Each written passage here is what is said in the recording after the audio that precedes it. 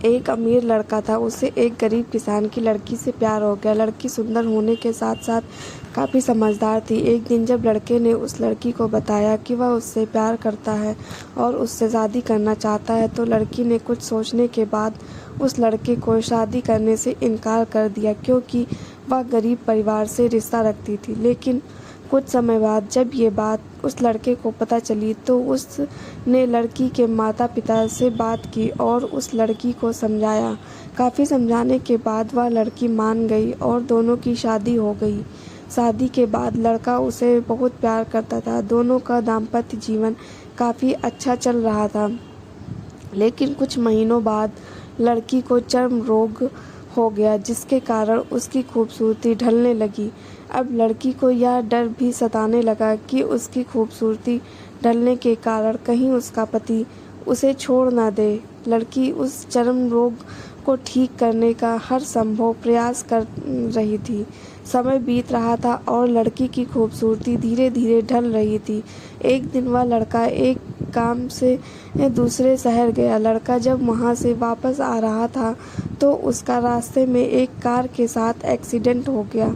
उस दुर्घटना के दौरान लड़के की आँख की रोशनी चली गई। इस दुर्घटना के कुछ समय के बाद उनका जीवन फिर से सामान्य और सुखी बीतने लगा। वह लड़की चर्म रोग की वजह से दिन प्रतिदिन कमज़ोर और बदसूरत होती गई, लेकिन पति अंधा होने के कारण उनका दाम्पत्य जीवन ठीक चलता रहा और दिखाई न देने के कारण वह लड़का उससे पहले की तरह प्यार करता रहा। कुछ सालों बाद बीमारी के कारण उस लड़की की मृत्यु हो गई।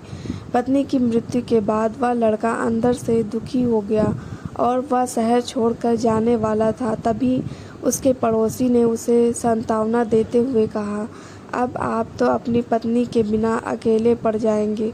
वह आपका काफ़ी ख्याल रखती थी।